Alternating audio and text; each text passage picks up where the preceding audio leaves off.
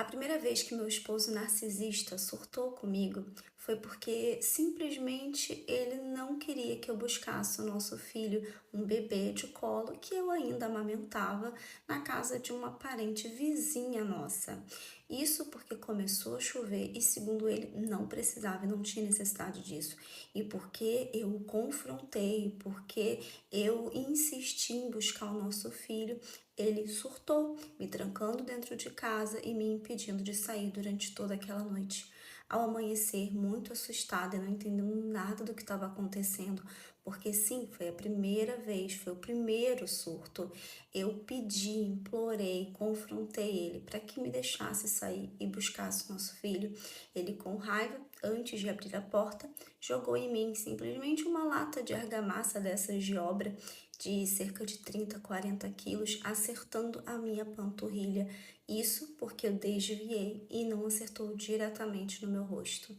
Quando ele chegou primeiro nesse lugar onde nosso filho estava, e eu cheguei alguns minutos depois, porque eu fui a pé, ele simplesmente não deixava eu pegar o nosso filho e fazia todo aquele jogo, toda aquela tortura psicológica e emocional, até que finalmente eu conseguisse recuperar o nosso filho, ter ele em meus braços. E por que eu tô te contando isso tudo?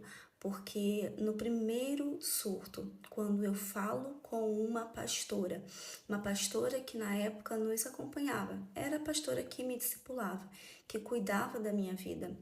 E ela me diz: vamos orar, vamos jejuar, porque isso só pode ser retaliação do inimigo, isso só pode ser um plano, né, diabólico para destruir a sua família.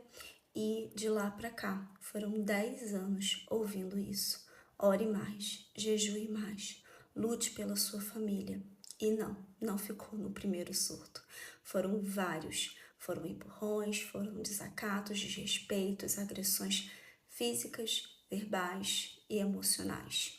E por que eu tô te falando isso tudo? Porque violência não tem classe, não tem cor, não tem raça. Violência emocional, psicológica, física, patrimonial, não importa. Ela está aí, suscetível a qualquer pessoa. E, infelizmente, muitos julgamentos silenciam as vítimas. Eu fui uma que durante todo esse tempo, mesmo agora divorciada, separada, ainda luto, ainda tenho muita dificuldade de assumir para mim mesma e que dirá para o mundo tudo o que eu passei. Mas eu decidi que eu não posso ser uma voz omissa diante de tudo que tem acontecido. Todos os dias, mulheres morrem nas mãos de homens agressores abusivos. Todos os dias, mulheres são vítimas de violência em seus lares. E se eu, como muitas outras, conseguiram escapar, conseguiram sair, eu creio que com o nosso testemunho, com a nossa voz, outras também poderão. E cuidado com o que você escuta de líderes religiosos, de pessoas que, talvez não por mal, mas por falta de conhecimento sobre transtornos psicológicos, sobre doenças, né, psicológicas, acabam espiritualizando aquilo que não deve ser espiritualizado.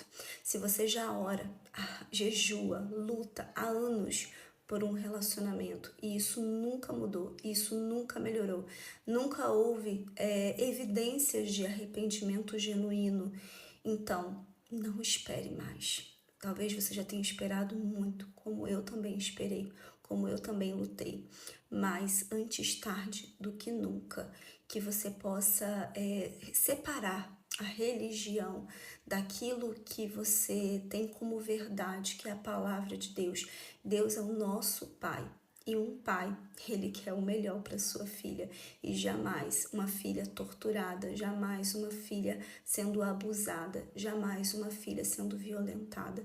Então, que esse vídeo possa alcançar corações de mulheres, de pessoas que talvez estejam passando por situações iguais, piores até, parecidas e que precisam de encorajamento de outras mulheres que tiveram força, coragem, resiliência suficiente para dar um basta nisso tudo.